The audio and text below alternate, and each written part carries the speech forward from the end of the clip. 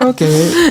Tani, doja të ktheja pak, ndoshta pak vite në kohë, po që besoj për ty janë të rëndësishme.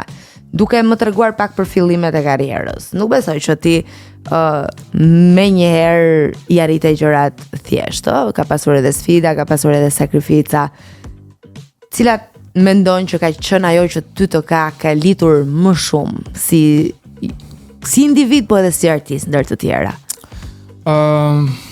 Që të filloj prej as, atëherë kalitja parë fillon të paktën po flas si Alice. Filloi që në momentin që unë u shpërngula në Tiranë.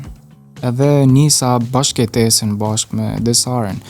Këtu filloi hapi i parë që unë jam një individ që thjesht nuk varem nga familja. Çdo hap do marret vetë dhe çdo konsekuencë do ta absoj vetë dhe do ta përjetoj vetë. Kjo ishte e para, absolutisht që edhe në rrugtim nuk ka qenë as pak e lehtë. Tani se me vendimin për të marrë pjesë në X Factor. Në X Factor kanë komplet rastësisht. Ishte ajo periudha që unë nuk e di se më çote zoti më shku mamit mas punët, i thosha, mam, du me ik Tiranë, du me bë diçka se s'mund të rri. Nuk e di, du me bë, po mirë jam me mam punë, e këtu bë, po kënon, puna mor me vllain, bën diçka, mirë e këtu pse. Nuk e di, i thosha më duhet diçka në Tiranë, nuk e di se ç'a është. Dhe kaluan 2-3 ditë dhe merr mamin në telefon, më thotë Alice kam i lajm. Unë jam ylla sepse isha në punë. Shkruan mesazh, fillon X Factor. Ja, e shikon si ikën fatin? Fati merr në telefon ti i fik telefonin. Po më shkruvi fati. Të shkruvi. Mos t'i shkruajm kishte ik.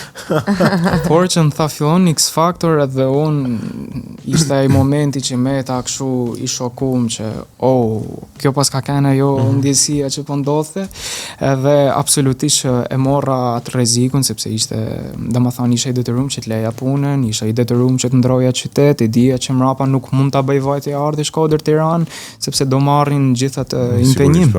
Edhe ishin gjithë këto rreziqet që absolutisht nuk më kanë tesh kur i shoh them si e kam lanë murvë ashtu direkt. Por në atë moment nuk mendoja asnjë gjë tjetër, thjesht më përpiu dhe thash do shkoj. Do e bëj sepse mendoj që ky është momenti. Mrapa gradualisht absolutisht me punë. E priseti atë finale ashtu nga ky kompeticion. Po thumë zero, unë thosha inshallah pa mundë me kënu tek audicioni i parë, sepse ti jem komplet i sinqert në audicionet e para të fshehta, nuk po flas që u banen tek shkolla muzikë në Shkodër, por që u banen tek studiet e Klanit, ishin të fshehura pa kamera, pa regjistrim. Edhe unë marrði rralla për me këndu një fragment të shkurtit një refrenit, edhe unë realisht filloj mu një dridhje durësh, që të shti për mos më dhanë vedin, se kishte edhe konkurrenta tjerë, vap durët mrapa unë, që mos mu dalu, po në ftyrë pa mundoshë me majtë atë seriositetin edhe atë konfidencen, por jo, durët i kisha këshu. Edhe kjo ishte ajo gjë që thosh, si ka me kënu në qofë se eci, pritshmërit ishin zero, e vetmja gjë që doja unë ishte të mësoja vetën me publikun, të hiqa ato emocionet që mu dukte, gjoja ma frikshme në botë, të shkelin sken, ato drita, spotlighti, kamera, publiku, kjo ishte fobia jeme ma madhe, nuk ishte frikë, edhe fun fact, unë deri vonë nuk kam kënu në sytë mamit e babit, u dukte të marrshme, jo, nosha vetëm kur e disha që tanë kanë fjetë ose si ishte kush në shtëpi, nuk kishte shans të ndite kush me kënu, e kisha këshu. Kurse unë nuk këndoja se më xhirni nga shtëpia. Po jo, thjesht nuk e ke provu si duhet. Po guximi i madh. Duket sikur ti e ke ndarë mendjen për të bërë artist i madh. Se shiko, duke qëndruar gjithmonë me këmbë në tokë, kur ta them këtë. Absolutisht po. Por ke bërë hapa vërtet të shpejt dhe një avancim goxha të mirë, që mbase dikujt tjetër do t'i duhet shumë kohë për të arritur. Kështu që duket sikur ti e ke ndarë me veten se çado, pavarësisht këtyre pasigurive që natyrshëm ndodhin, jo vetëm tek ty që duhet përballesh me kush e di se sa njerëz në habit fare goni. Kush e di me se sa njerëz përball kur je në skem, po na ndodhin dhe ne që kemi profesione deri diku më komode në menaxhimin e emocioneve. Absolutisht, edhe domethënë kjo ishte kryesorja, por unë Unë jam mësu ose unë kam një karakter që du të kërkoj shumë, por kjo mund të ketë ato të këshijat e veta sepse nuk nalim një moment për me shiu.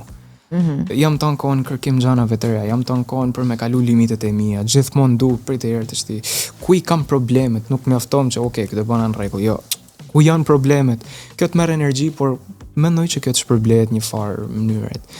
Tani, ata të shtëpisë, i besojnë gjitha këto që ti ke arritur?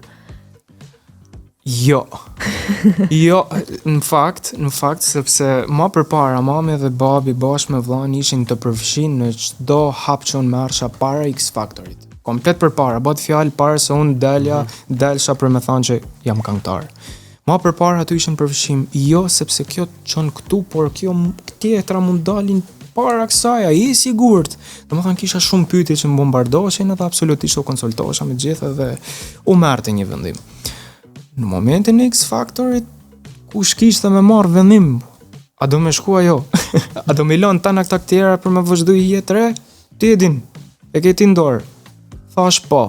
Edhe me kalimin e viteve, me gjithë këto fitoret, me komplet të gjanat e mira që ndodhin, tesh më thojnë vetëm një fjalë, kur ka raste që në i herë rralli, tham, si me noni? Ku dinan e ti e din? Një zemër mam ti e din. Tesh e kanë janë dorëzu, thënë, okej, se ty të kanë njekë gjithmonë Zoti, thënë, ban mirë se gjenë mirë, vazhdo kështu.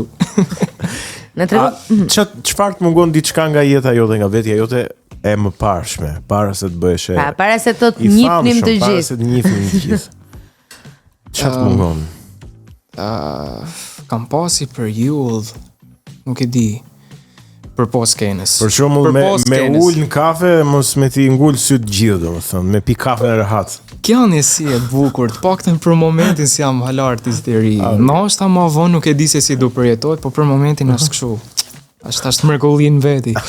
Por më përpara kam pas nuk e di, një ndryshim, nuk e di me kalimin e viteve. Thjesht më përpara s'kisha frikë me provu gjana të reja, po kur them gjana të reja ishin kështu life changing si tipi X Factorit. Ma përpara kam pas këtë, okej, mundësi, pam. Tjetër, pam, nuk marrë që parasysh, nëse atesh jam i kalkuloj pak ma tepër, vetëm këtë. Vetëm kjo është e vetë me gja, edhe u mundohesha me shiju ma shumë gjanat.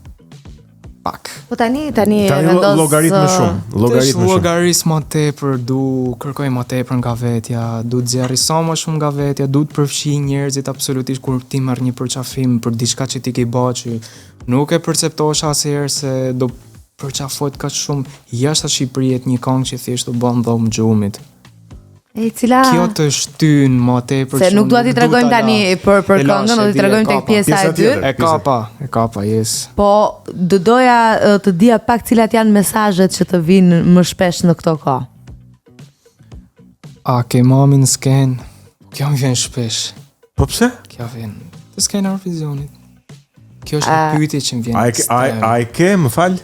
A e ke mamin në sken gjatë performancës? Po si me pas në sken, mund të jetë publiku, jo në sken? Jo. Mund të jetë e përfshirë, kam përshtypje, nuk e di pse, po s'po tregojmë gjë. Jo, po kjo më vjen shumë shpesh kohët e fundit, janë shumë kurioz. Duke qenë se edhe kënga është në anë, kështu që edhe bukur është. Unë marr edhe kohë mi u përgjigj i tham jo. Nuk besojmë. Nuk besojmë. Hiç mos ju përgjigj. Mirë, kështu që tesh e lasi s'do fitoj. Nuk më beson e mirë, më fal.